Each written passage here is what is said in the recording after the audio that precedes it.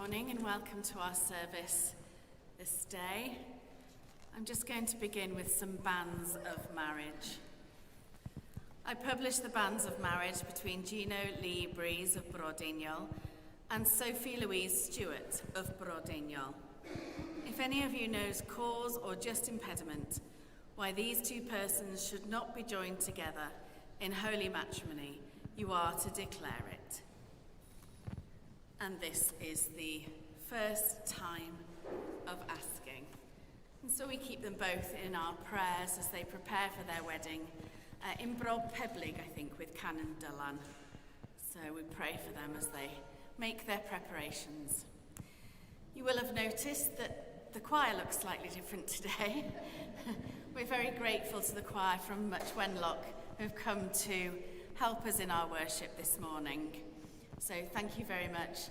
I believe they had a small service last night, and then this afternoon they'll be going off to the Conway Music Festival. So good luck for that, and thank you for coming here and taking time to sing with us. O God, who may dwell in your tabernacle, who may abide upon your holy hill,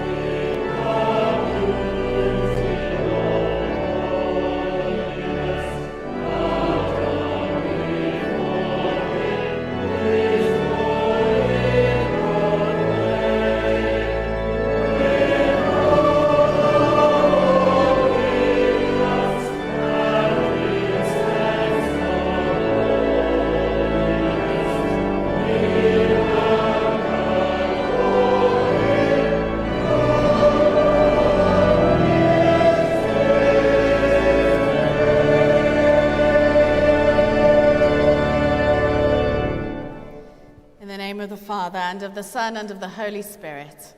Amen. Grace and peace be with you. And keep you in the love of Christ. O God, who may dwell in your tabernacle, who may abide upon your holy hill. As we gather to celebrate this Holy Eucharist to the glory of God, we prepare ourselves by confessing our sins. Trusting in the goodness of our merciful Father, upheld by the gentleness of our companion Jesus, seeing our lives anew in the radiance of the life-giving Spirit.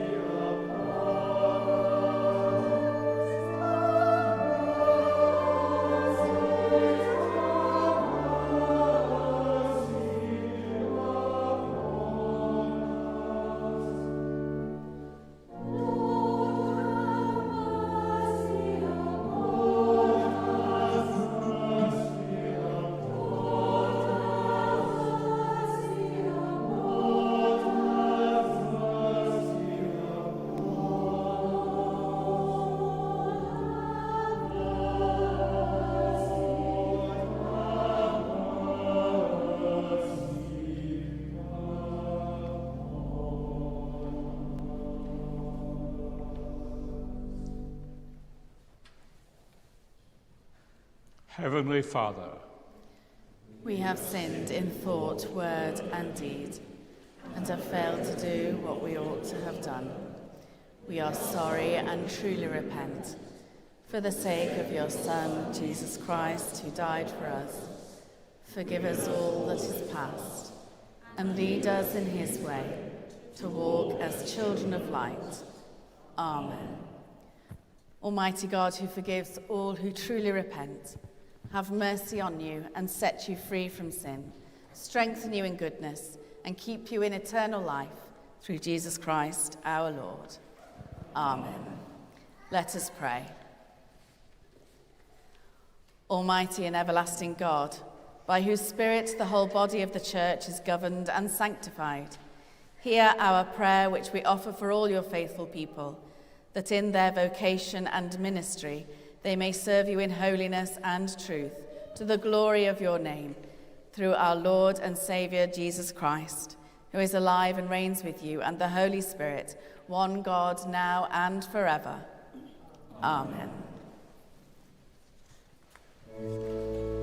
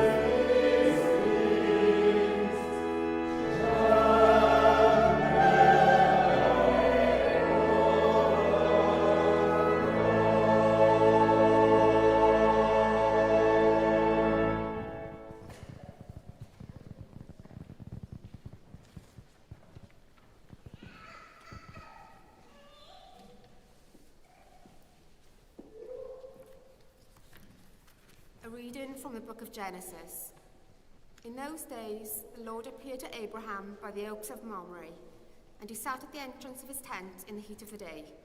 He looked up and saw 3 men standing near him.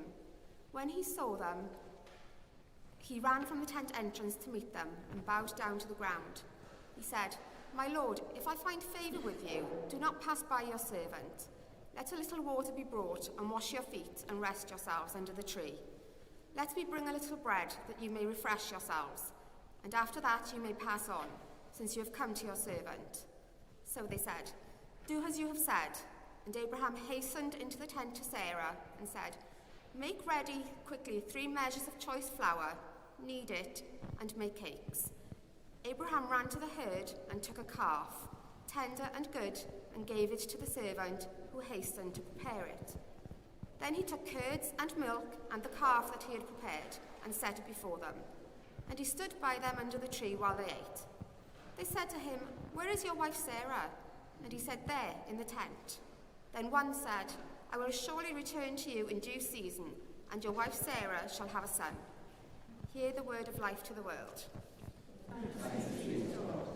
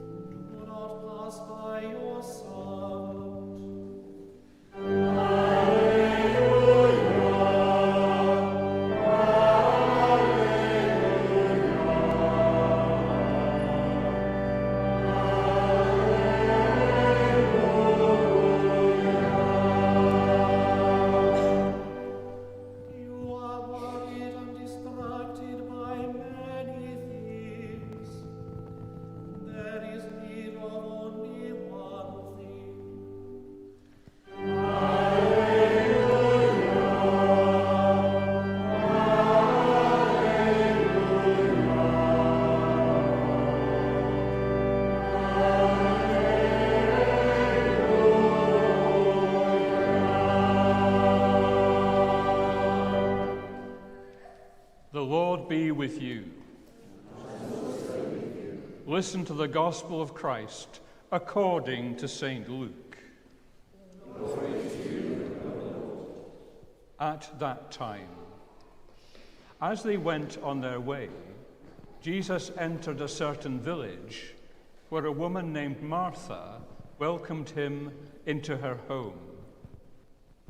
She had a sister named Mary, who sat at the Lord's feet and listened to what he was saying. But Martha was distracted by her many tasks, so she came to him and asked, "Lord, do you not care that my sister has left me to do all the work by myself? Tell her then to help me." But the Lord answered her, "Martha, Martha, you are worried and distracted by many things. There is need of only one thing. Mary has chosen the better part, which will not be taken away from her." This is the gospel of the Lord. Praise to you, O Christ.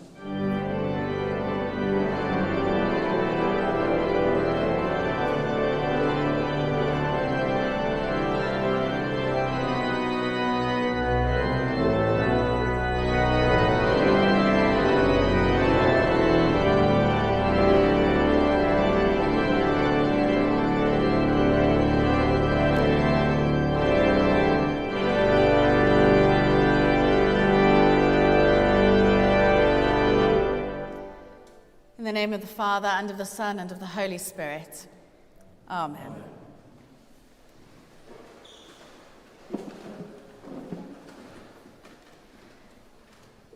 This week during morning prayer, as I prayed for the dead, I blithely prayed that we would be brave enough to live life to its fullest, not knowing when it might end.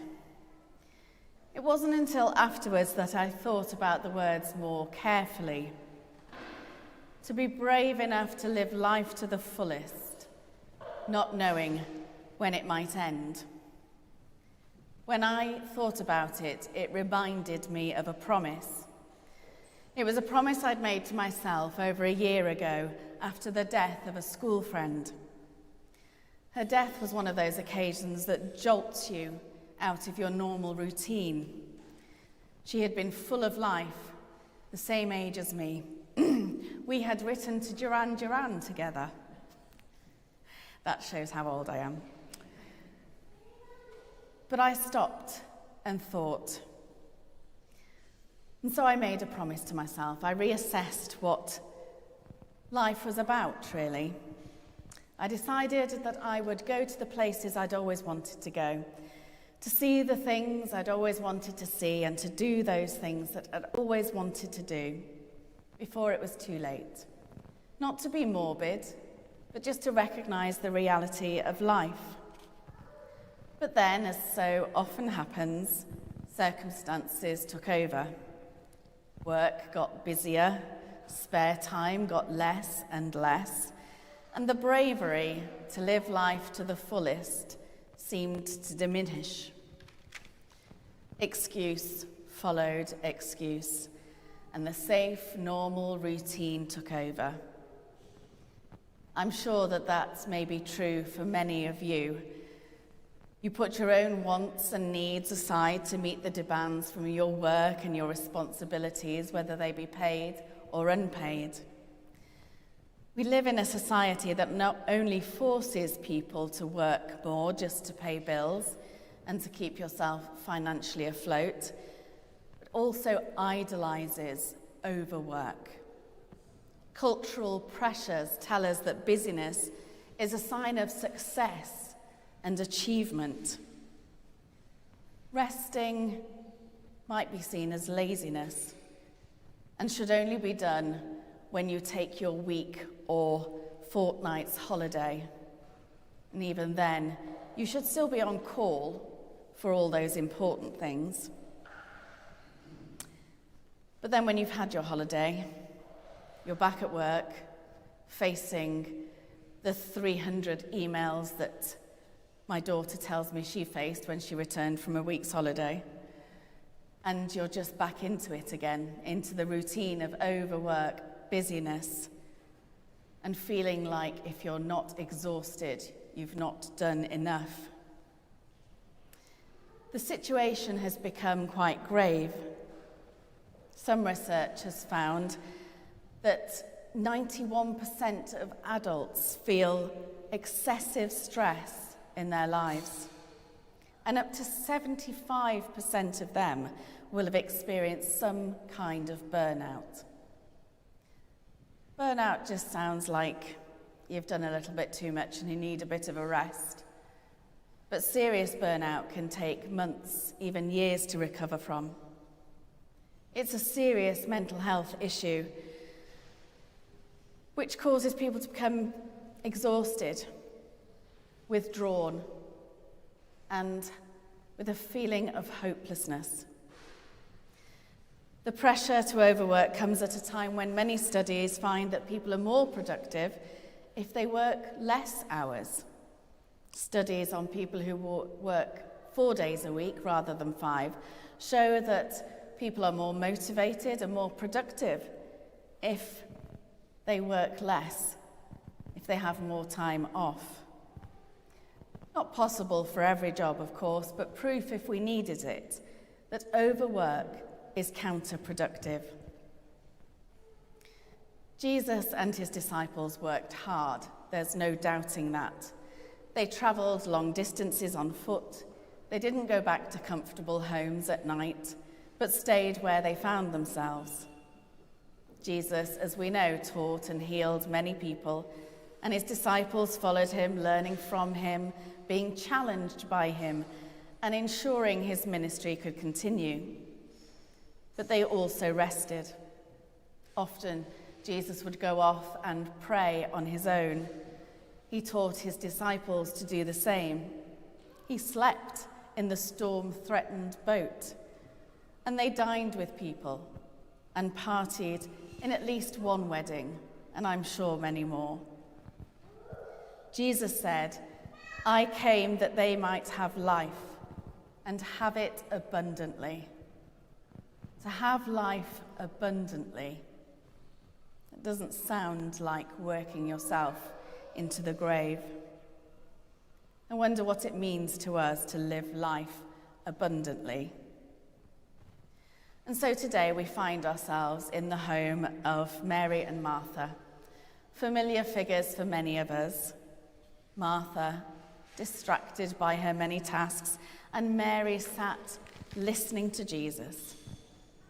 We're often told that these two women portray two opposing types of people. And we're asked, are you a Mary or are you a Martha? Do you stop to listen, to rest in God's presence? Or are you often busy and distracted? Are you the person trying to make sure that everyone else's needs are met?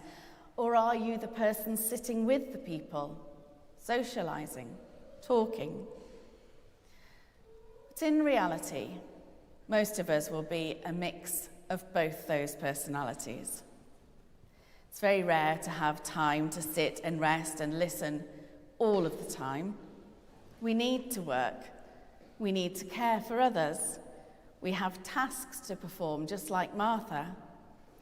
Even those who live a closeted religious life will work hard, but will also rest and spend time in the presence of God. But Martha wasn't just busy. She was anxious, worried, bothered, and distracted, depending on which Bible translation you read. She wasn't happily engaged or peacefully distracted. She was stressed.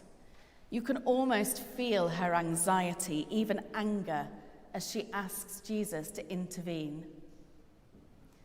But who can blame Martha for wanting everything to be perfect, to be a good host to her friend and rabbi, to make sure that there's enough food and enough drink, enough places to rest after a long journey?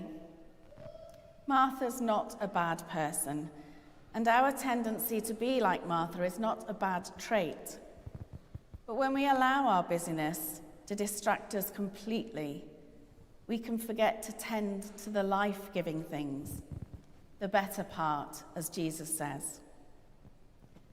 Martha has allowed herself to get out of balance. Her need to please others and be a good host has prevented her from understanding the opportunity that's right in front of her. She is so distracted that she misses the opportunity to sit with Mary and listen to Jesus. As Ecclesiastes says, there's a time for everything, and if Martha isn't careful, she'll miss this time that she may never get back. I wonder if the next time she found herself in a similar situation, she stopped and checked herself and remembered the words of Jesus. I remember when I was in parish and I felt so sorry for myself. I had 9 churches and I was running around like a maniac trying to keep things going. And I said to a friend, I've not had a day off for weeks, thinking that he might feel a little sympathy towards me. I was wrong. He looked at me and he said, "Who on earth do you think you are?" I don't know. He said, "Do you think you're God?" And I said, "No." "Well, God had a day off, so why do you think you're more important than him?" It certainly shocked me out of my self-pity, and it did make me think. God did say we should have at least one day off. But the challenge is there for all of us to find the balance between work and play, busyness and rest. Also, to be able to know when we need to stop, when we need to simply spend time in God's presence. Because it's only when we do that that we can achieve that abundant life that Jesus hopes for us. So my challenge to you is to ask yourself, when do you feel God's presence most? For Mary, it was sitting at Jesus' feet. For you, it might be whilst you're gardening, reading, listening to music, whatever it is. It might be in your work that you enjoy so much. But think, am I enjoying this? Am I living life abundantly? Am I doing what Jesus asked us to do and choose the better part? So whatever it is, whatever rest you need, take it, because it's a commandment. Be brave enough to stop. Stop being distracted. Stop working so hard. Don't make an idol out of hard work. Choose the better part. Allow yourself to be challenged and comforted by God, and live life abundantly. Amen.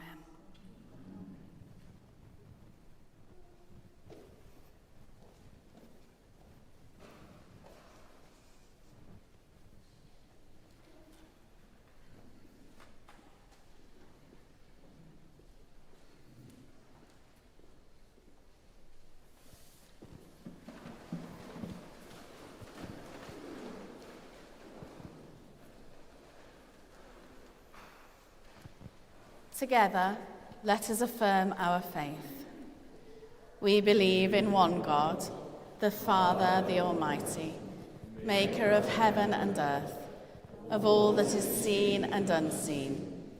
We believe in one Lord Jesus Christ, the only Son of God, eternally begotten of the Father, God from God, light from light, true God from true God, begotten, not made, of one being with the Father. Through him all things were made. For us and for our salvation, he came down from heaven. By the power of the Holy Spirit, he became incarnate from the Virgin Mary and was made man. For our sake, he was crucified under Pontius Pilate. He suffered death and was buried. On the third day, he rose again, in accordance with the Scriptures. He ascended into heaven and is seated at the right hand of the Father. He will come again in glory to judge the living and the dead, and his kingdom will have no end. We believe in the Holy Spirit, the Lord, the giver of life, who proceeds from the Father and the Son, who with the Father and the Son is worshipped and glorified, who has spoken through the prophets. We believe in one holy Catholic and Apostolic Church. We acknowledge one baptism for the forgiveness of sins. We look for the resurrection of the dead and the life of the world to come. Amen. With all our heart and with all our mind, let us pray to God.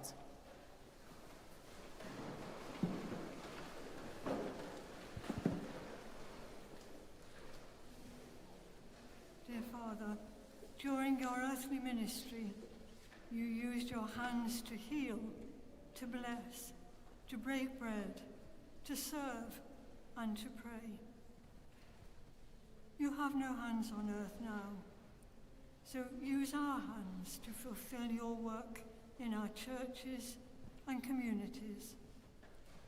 Help us to put away all prejudice and extend our hands in friendship and welcome to all, so that they too may feel your presence in their lives. Lord, in your mercy, hear our prayer. We pray for the Church throughout the world, for those areas where Christian worship is forbidden, and those where there is indifference to your word. Give strength and courage to all who preach your gospel. Lord, in your mercy. Hear our prayer. We thank you, Lord, for the opportunity to worship you in this sacred space. We ask you to bless the Dean Designate as she prepares her new ministry with us. We pray too for Bishop Andrew, preparing his final service for tomorrow. Bishop David, Canon Tracy, and all the cathedral team, and thank them for their steadfastness as they guide us in our journey of faith. Lord, in your mercy. Hear our prayer. Bless all who enhance the life of your church through their lay ministries, for our choir, organist, and choral scholars, and the enriching music which is provided for us. Bless too our visiting musicians who are bringing joy to our service today. We thank you also for those who selflessly give their time to welcome newcomers, those who offer support to anyone in distress, and those who offer solace to the many strangers who are drawn to this ancient seat of worship to find peace and comfort. Lord, in your mercy. God of creation, help us to see the beauty and fragility of our world. Awaken us to the injustice, corruption, and insincerity. And let us look with compassion on those whose lives are blighted by war, poverty, disease, and starvation, caused by the instability of tyrannical governments. And so we continue to pray for the people of Ukraine, Russia, Sudan, Israel, Gaza, and Syria. Lord of the nations and friend of the poor, strengthen in the leaders of today's world a belief in human dignity and in basic human rights, a belief in the values of justice, freedom, and peace. Help the nations to grow in mutual respect and understanding, so that they may recognize that however small, each part of the body of nations is indispensable. Lord, in your mercy. Lord of healing, we ask you to send your blessing on all who are suffering and those who care for them. We ask for your blessing on Gwenda, Caris, Les, Anne, Mary, Ira, Tom, Sam, John, Nick, and Jill. Grant them your peace and ease their anxieties. Lord, in your mercy. Dear Father, by the sacrifice of your only Son, you conquered death and gave to us the hope of eternal life. Enfold us in your arms of mercy. Bring comfort to those who mourn, and welcome those who have passed from this life and now rest in your glorious presence. We hold before you those who have died recently. Caroline Coppock, O.P. Hughes, Monica Morell,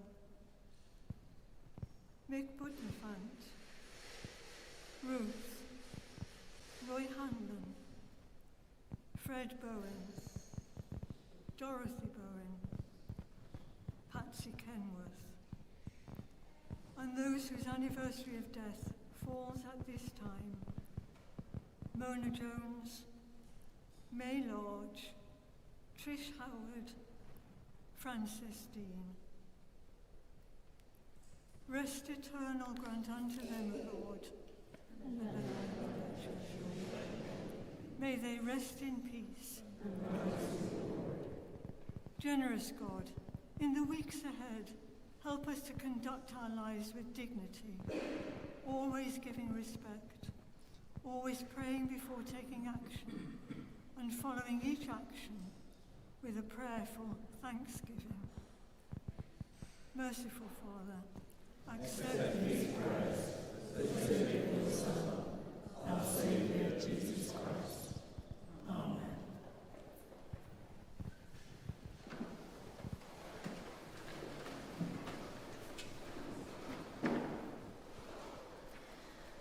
God has reconciled us to himself through Christ and given us the ministry of reconciliation. The peace of the Lord be always with you. And also with you. We share a sign of peace. We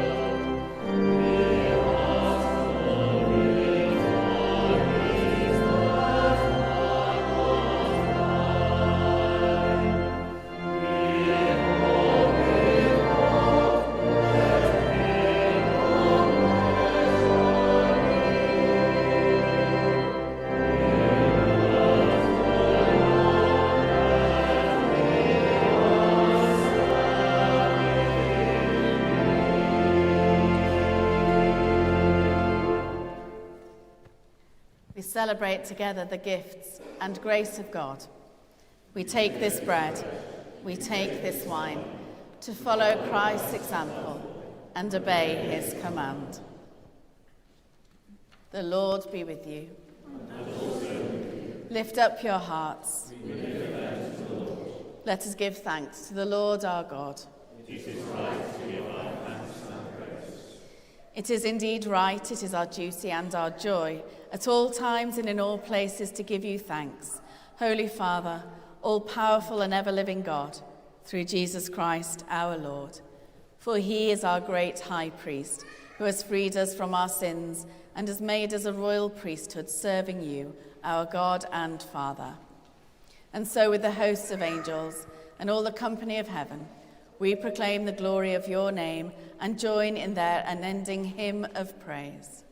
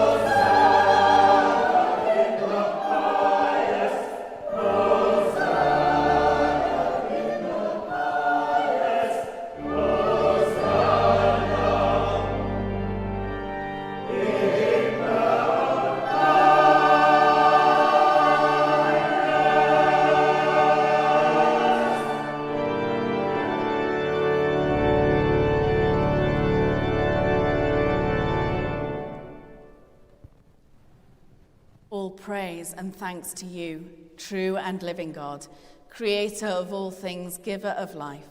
You formed us in your own image, but we have marred that image and fall short of your glory. We give you thanks that you sent your Son to share our life. You gave him up to death that the world might be saved, and you raised him from the dead that we might live in him and he in us. Sanctify with your Spirit this bread and wine, your gifts to us, that they may be for us the body and blood of our Saviour Jesus Christ. On the night he was betrayed, he took bread, and when he had given thanks, he broke it, gave it to his disciples, saying, "Take, eat. This is my body which is given for you. Do this in remembrance of me."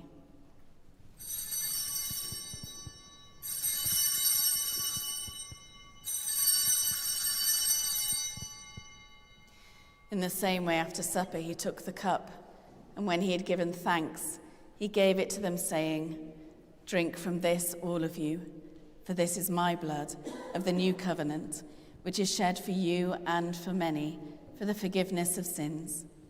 Do this as often as you drink it, in remembrance of me.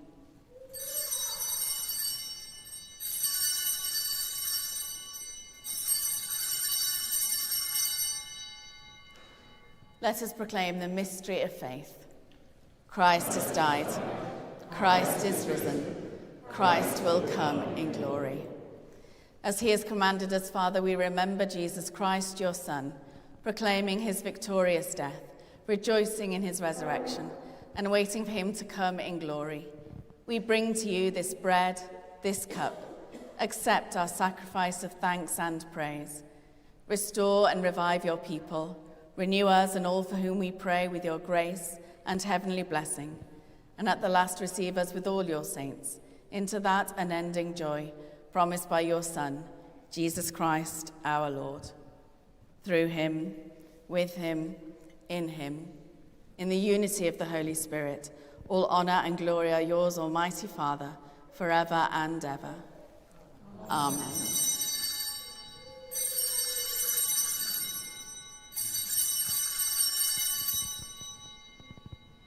As our Saviour taught us, we boldly pray. Our Father, who art in heaven, hallowed be thy name. Thy kingdom come, thy will be done, on earth as it is in heaven. Give us this day our daily bread, and forgive us our trespasses, as we forgive those who trespass against us. And lead us not into temptation, but deliver us from evil. For thine is the kingdom, the power and the glory, forever and ever. Amen.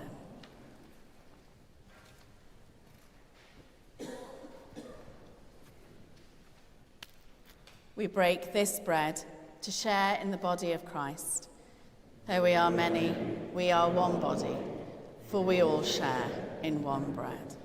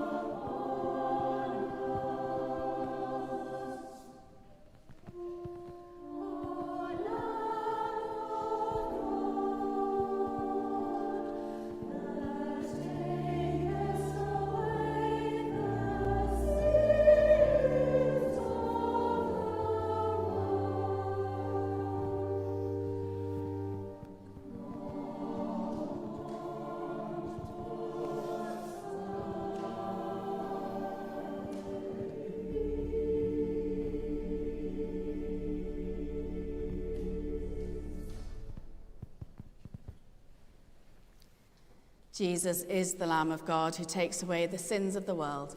Happy are those who are called to his supper. Lord, I am not worthy to receive you, but only say the word, and I shall be healed.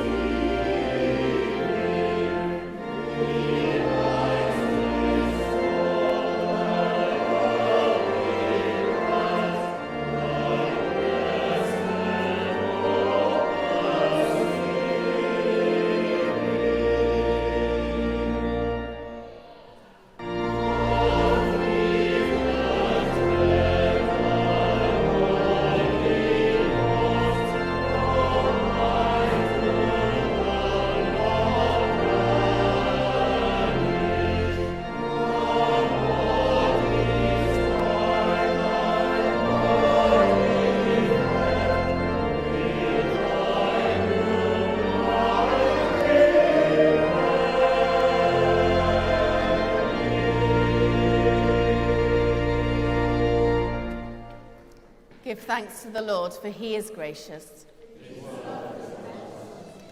Grant, O Lord, we beseech you, that the course of this world may be so peaceably ordered by your governance, that your church may joyfully serve you in all godly quietness. Through Jesus Christ, our Lord. Amen. The Lord be with you. And also with you.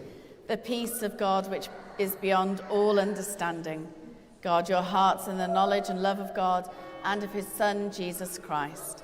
And the blessing of God Almighty, the Father, the Son, and the Holy Spirit be among you and remain with you always. Amen.